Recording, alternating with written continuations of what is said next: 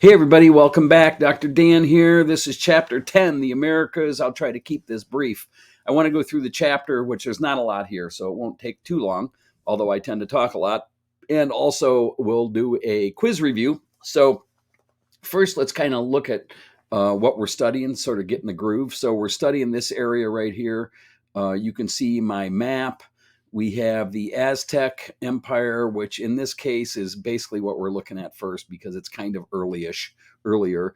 That's in what is today Mexico, and we have the Mayan civilization. This is the Yucatan Peninsula right here. This is the Gulf of Mexico. And then down in South America, we have the Andes indigenous people, and the largest and the most famous being the Incan Empire. So that's the area we're looking at today, the Americas. And we kind of get shortchanged in this chapter because, compared to everything we read about in Europe, especially Mesopotamia and Rome, I mean, there's a lot more there. But the reason is because there's a lot more historical evidence in those places than there is here in the Americas. There's really not that much. So a lot of this stuff is from archaeological digs, but it's a spotty history as far as what they present in the book. I mean, there's a lot more to it outside of this textbook. But I think for this class, since we're just kind of touching on things to make you aware that there were actually people here, it's probably good enough. So this is the area we're studying. And also, before we kind of get started, and this is on the quiz, when you're faced with a chapter like this where it might be difficult for you to read because there's so many things like this early Andes civilizations, there's a bunch of them. And it's like, do you really need to know all of those things for this class? No, you really don't. But the takeaway is, as you read about all these, is first of all, just notice how diverse all of these tribes were, all of these separate civilizations that developed. They're all very diverse. So that's kind of cool, but it's still hard to read. So the point being that one of the best ways to read something like this or to accomplish anything is to take it in a 25-minute chunk. So there was a guy in Italy, and he invented something called the Pomodoro technique. Pomodoro means tomato in Italian. And what he did was he had a tomato timer on his stove, just a wind up like stove timer, cooking timer. And a tomato cooking timer in Italy is 25 minutes. Because that's how long you boil tomatoes down if you want to make sauce out of them. So he used the 25-minute tomato timer to time his work, and he was a graduate student. So when he was faced to when he had to face an assignment or a reading that was boring and he really didn't like, he'd force himself to do one 25-minute tomato timer on the work. And it's a really good way to kind of shut out everything else. Maybe don't check your email for 25 minutes, or try not to check your text for 25 minutes, but just sit down and concentrate on one thing for 25 minutes. And it's especially helpful when you have readings to do like this, because if you go longer than that, you're going to fall asleep anyway. So that's the 25-minute reading session without interruption. What is called the Pomodoro technique, or doing a tomato, is a valuable way to get things done. And that's on the quiz, by the way. So I hope you try it out. It works for me because I'd fall asleep if I had to read this stuff for hours, seriously. So do a tomato, do a 25-minute session.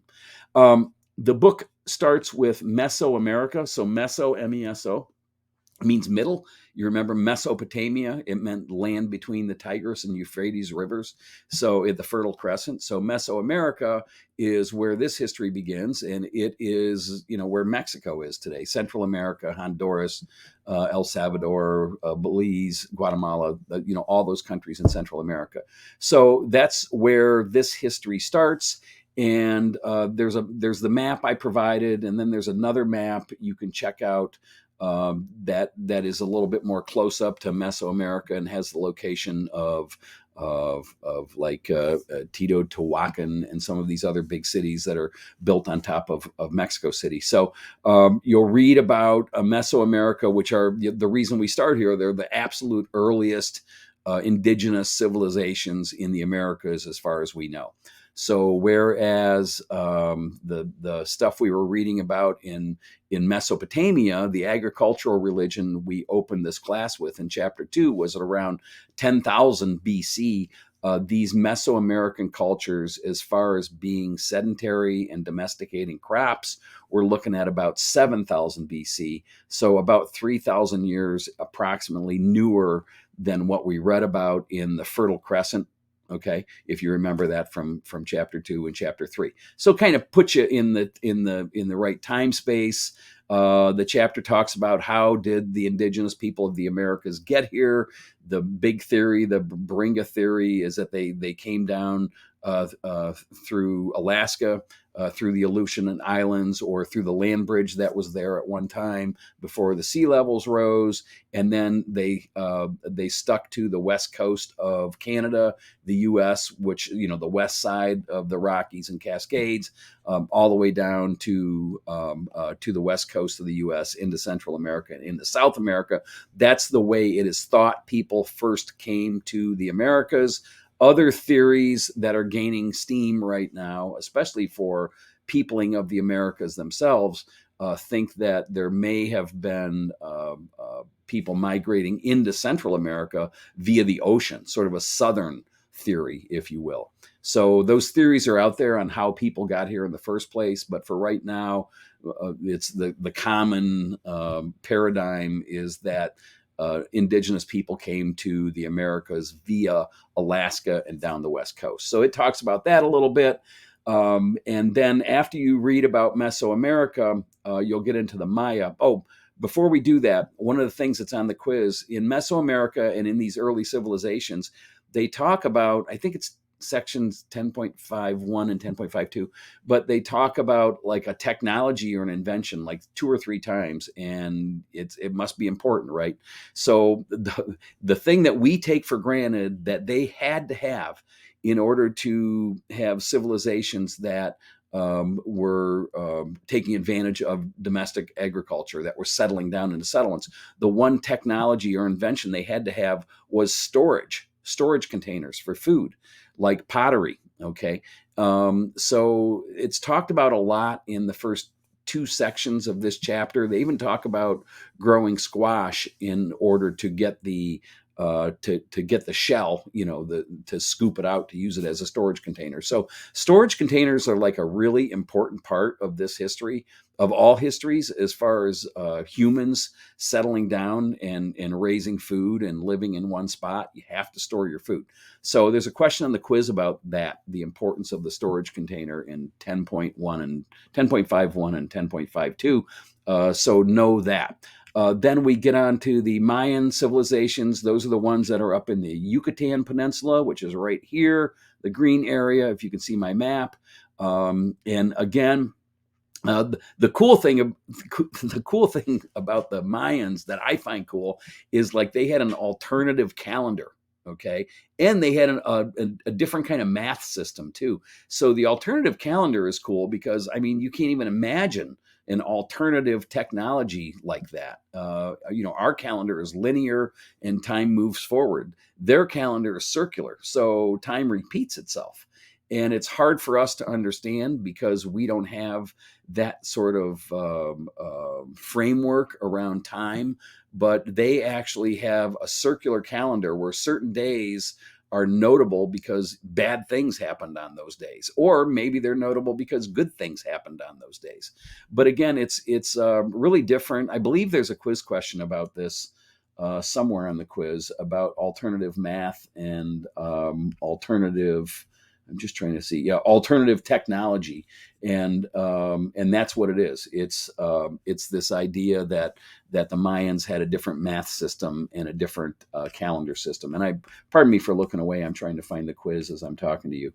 So we get into the Mayans, and then we're going to get into the Aztecs. And when we get into the Aztec civilizations, you'll learn that their capital or their main settlement was where Mexico City is today. And if you see this video before you read the book, you'll know that this chapter opens with a paragraph from a Spanish explorer Hernan Cortez, and he's the guy who conquered the Aztecs and basically wiped them out and took all their gold and went back to Spain. So, but he writes about the Aztecs, and he writes about what he finds at Teotihuacan, their capital, when he goes there, these vibrant markets and all of this wealth, and stuff as far as the construction and the materials and the merchandise that rivals anything that he's familiar with in Spain. So again, a pretty sophisticated culture. And again, located where modern Mexico City is, and notable. All of these civilizations are notable because they're huge. I mean, like Aztecs had like 1 million people around Mexico City, so that's a big city for back then. When there's no infrastructure, no electricity, no ventilation, no sewers, all of the above. Although they did have a drainage system. So you read about the Aztecs, but again, we kind of don't think about the sophistication of these civilizations in our own backyard, but really they're as complex as anything that we've already read about over in Europe or India or China. So after Aztec, we get into the early Andes civilizations. So those are all of the like before the Incas, so the early Andes and this whole purple area. This is the Andes Mountains. They're awesome. And this is where we're talking about when we get into section 10.8, because the book talks about these early Andes civilizations because they're the precursors to the Incans or Incas, which were, a much bigger civilization. And I make a note in the reading notes, like sections 10.82, 10.83, 10.84, 10.85. These are tough reads because they're these early Andes civilizations. Fortunately, they're only about a paragraph a piece. But if you have trouble with them, try the tomato technique. You give them 25 minutes, read through. You don't have to remember anything about these, as you know, but I want you to read it because I want you to understand that, before you think that Western civilization is the do-all be-all, there were a lot of cool civilizations that came before us. And it's pretty exciting to read about them because most of those lasted longer than we've been around here as, the United States, for sure. So, we think we're really cool, but a lot of these civilizations lasted a lot longer and were every bit as complex in the context of the day as our civilization is. There's a little section 10.89 on Machu Picchu. That's a very cool little place that the Incans built up in the Andes Mountains. And there's a picture of it. You need to check it out. And there's a link to an article about Machu Picchu that it's actually, we've named it wrong, but that's another story. Machu Picchu is cool because it's like built at 8,000 feet up in the mountains. It's breathtaking. And it wasn't inhabited year round. It's thought to be like a retreat or a getaway for important Incans, probably the leadership. Who knows? But anyway, read about it. It's cool. And it's really there. It really exists. You can go there. It's a popular tourist attraction. I've not been to South America. In section 10.9 of the book, we kind of get home in the sense that the book talks about the history of North America. And that starts out on, it actually starts kind of in the Sonoran Desert in the Albuquerque area of New Mexico, if you're familiar with the West. But the first settlements here in North America, in this landmass where we live, are down in the New Mexico, Arizona area today. And you can go there and see some of this stuff, and it's really cool. Of course, we live in Ohio, so we have burial mounds too. So we have some game when it comes to indigenous people, although those were later. So anyway, North America first starts in New Mexico. There's a little bit about the West Coast. The indigenous people in the California area today, obviously lived off the water. There's not as much evidence of well-developed civilizations there, so there's not a lot of treatment of it in the book. When you get into the later sections of this chapter, it talks about the Eastern Woodlands, so and the Hopewell culture, which is where we live. So Southern Ohio, especially the Hopewell, were there, and the cool thing about that is, you read about the Hopewell culture in our area, which is early history, like 2000 BC, and you're like, well, I never heard of them. what about the people I've heard of, like the Seneca and the Shawnee and the Erie? Those cultures are like, newer by three than the Hopewell. So again, this idea that, you feel like, hey, we're all high and mighty in the US, but we've been around for less than 300 years.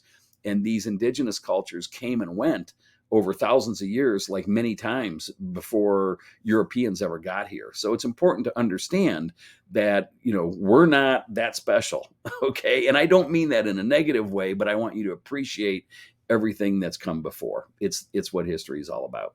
So you'll read about the Eastern Woodlands. So read about that, and even in Northwest Ohio, there was the Kickapoo tribe, which is fairly early, but later than the Hopewell probably.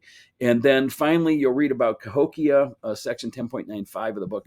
Cahokia is cool because it's sort of the biggest old civilization in our neighborhood, and by that I mean it's in where St. Louis is today, on the other side of the Mississippi River, though. And Cahokia was a civilization. It didn't last long, relatively speaking. It's about 700 years.